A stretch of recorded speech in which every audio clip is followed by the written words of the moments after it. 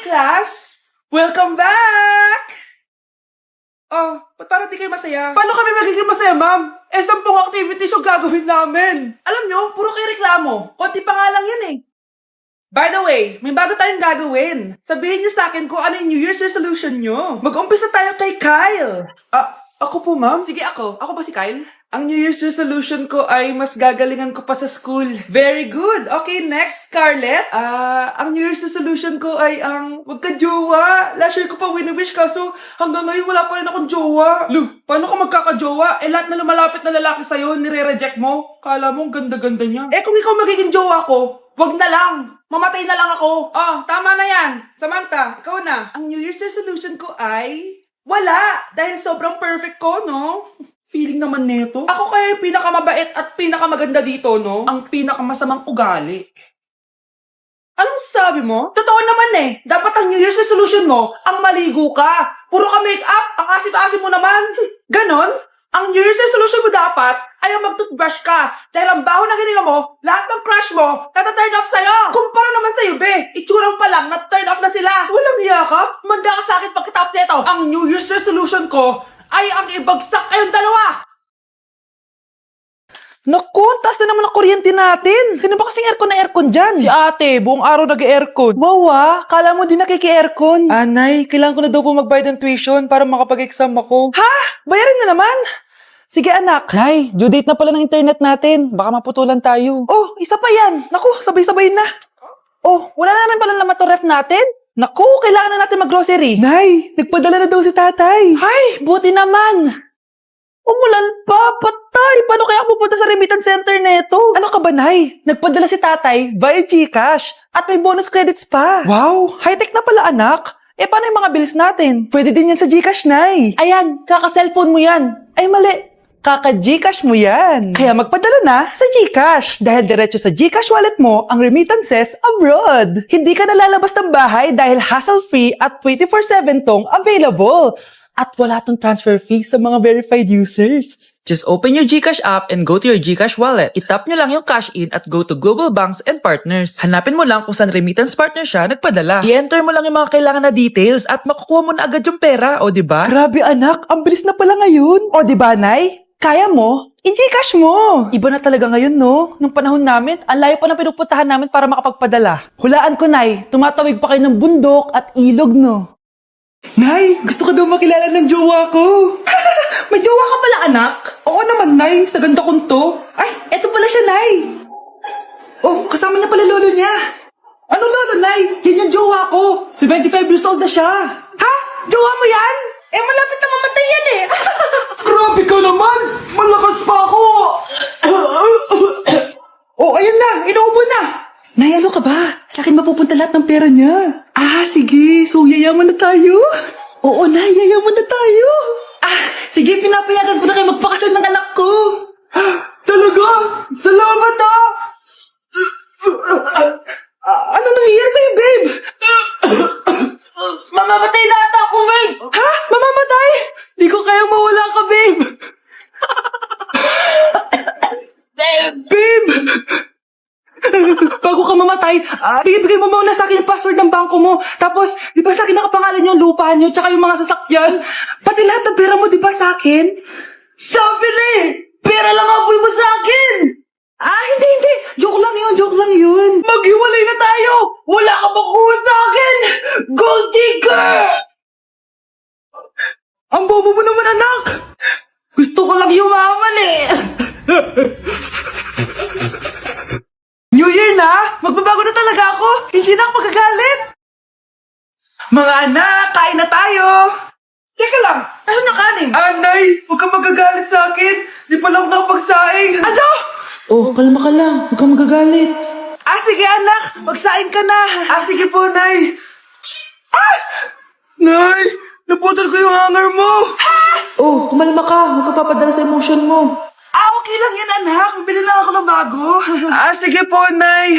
Ang weird naman niya. Hindi siya nagagalit. Nay, kumuha ako ng 1,000 sa wallet mo. Ayaw mo kasi bigyan ng pera Oh, relax ka lang. Pera lang yan. Huwag ka magalit. Sige anak. Mag-shopping ka lang. Go! Yes! Easy money! Mga anak, matulog na tayo. O ikaw, ano gusto mo? Nay, kailangan ko pala ng one whole sheet bukas tapos ng glue. Kung kailan gabi na? Oh, relax ka lang. Anak mo yan. Bilhan mo na siya. Sige anak. Lalabas ako ngayon kahit alas 12 na para bilhin lang yung mga kailangan mo, no? A few moments later. Nay, bakit pala di na kayo masyado nagagalit sa amin? Kasi, New Year na. Nagbago na ako. Wow, Nay. So di ka galit kay tatay kasi kapit niya yung kapitbahay natin? Ano? Lagot, paano kakalma nito? Hi, Mars! Happy New Year! Mars, parang may nagbago sa'yo. Oo! Mamamatay tao na ako ngayon! Kapit ka pa ng asawa ko, ha? Halika dito! Nay, nandito yung kaklase ko. Hello po, tita. Aba, si Samantha ba to? Tumaba ka, iha. Ano nangyari sa'yo? Ikaw nga lalo kang pumangit. Di naman ako nagreklamo, di ba? Palagi kasi masarap yung ulam namin, tita. Ganun ba? O siya, kumain na tayo dito, iha. A few moments later. Babe, ano ba? Kumakain ako. Ikaw naman next. Iha, wala ka pa rin jowa hanggang ngayon? Wala ba nagkakagusto sa'yo? Ay, required na pala magka-jowa. Ikaw nga iniwan ng asawa, di ba? Study first mo kasi ako. Sus, narinig ko na yan, iha. Anay, ano pong luto to? Tinola yan, anak. Di ba ang sarap? Ako pa ba? Ay, tinola pala to, tita. Akala ko kasi sinigang ang asim eh. Walang yatong batang to ganun ba? Baka kasi di ka pa nakatikim ng masarap na tinola. Kain muna tayo. Ay, masarap po talaga magluto yung nanay ko. Kapag nagluto yun, lasang tinola talaga. Aba, sinasabihan mo ba ako hindi marunong magluto? Sinabihan mo nga ako mataba? Kumalma kayo. Maldita, mapanlait, walang modo, ang baho ng hininga mo. Tumigil na kayo. Anak, huwag na kayo mag-away. Nay, bakit nandito ka? Dahil siya, ang totoong nanay. Siya yung totoo ko, nanay.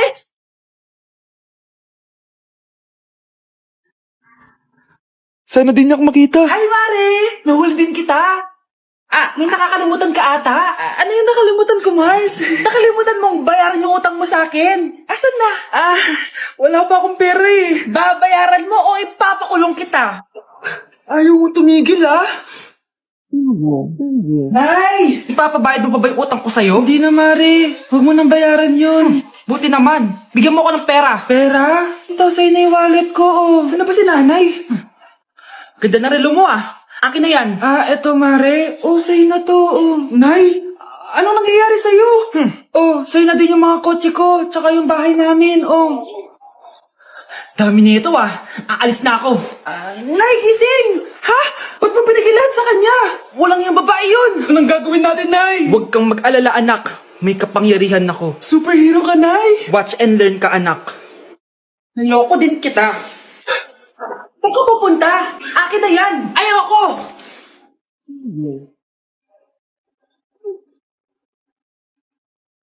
Wow, ang galing mo, Nay! Bago ka lumaban, magpalakas ka muna. Maghihiganti ako sa'yo. Gusto mo ng malakas? Eto, malakas! Magpalakas muna kayo. Click niyo yung bio para lumakas din kayo. Hala, nalipat na naman ako ng classroom. Bakit kinder yung nakalagay dito? Saan yun? Ba't puro mga bata yung nandito? Hi mga bata! Ang lesson natin ngayon ay addition. Sino dito ang makakasagot ng 1 plus 1? Ang dali naman ang lesson dito. Ma'am, 1 plus 1 is equals to 2. Correct! Mga bata, 5 claps para kay Scarlett. Hindi niyo ba alam yun? Mga bata, science na tayo ha. Ilan ang planeta sa solar system natin? Ba't walang nagtataas ng kamay? Ma'am, there are 8 planets in our solar system. Correct! Siguro nag-a-advance reading si Scarlett. Ba't parang walang alam yung mga kaklase ko? Okay, tatatakan ko ng star sa kamay ang makakasagot neto. What are the primary colors? Ha? Ba't ang dadali na subject dito? Last sem, nag-research lang ako eh. Ma'am, the primary colors are red, blue, and yellow. Wow! Mukhang may magiging top 1 na tayo Hala, mukhang magiging top 1 pa ako dito. Namali siya ng classroom. Okay. Scarlett Iha, namali ka daw ng classroom, oo. Lumipat ka na lang dun sa grade 12. Ano? Siya ba'y napunta sa kinder? Alright, may bagong dating tayo, class. Miss, pwede mo bang sagutin itong nasa blackboard? Ano yan? Madali lang yan. Madali? Sir, babalik na lang pala ako sa kinder. Buti ba doon magiging top 1 ako? Bye! Pakainit! Nay! Anong ginagawa mo dyan? Pinapait ko lang ito lutuan natin. Uso kasi ito, anak. Uso, Nay? Bakit di na lang doon sa kusina? Sa sobrang init ng Pilipinas ngayon, ayan, pwede ka na magluto. 'Di ba? Tipid sa gas. Grabe! Ang talino mo, Nay. Makakatipid na ako neto. Anak, check mo nga dyan yung sinaing ko. Okay na po to, Nay. Ano ba naman tong batang to? Tanghali na nakahilata pa din.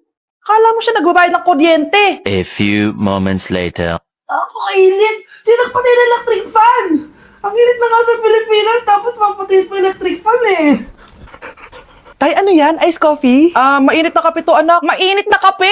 Eh, ang init na nga sa Pilipinas eh. Ang perfect nga nito, anak eh. Kasi mainit tapos mainit, di ba? Negative times negative equals positive. Perfect nga, tay. Enjoy. Hala, late na ako. Ano to?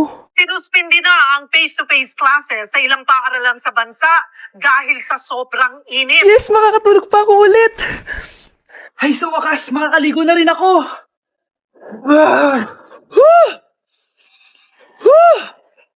Hi, Cheska. Hi. Alam mo ba kung bakit mainit sa Pilipinas? Bakit? Kasi hot ako. Pero natabo. Yan, init-init na ka sa Pilipinas tapos mag-joke ka pa ng ganyan. Sungit!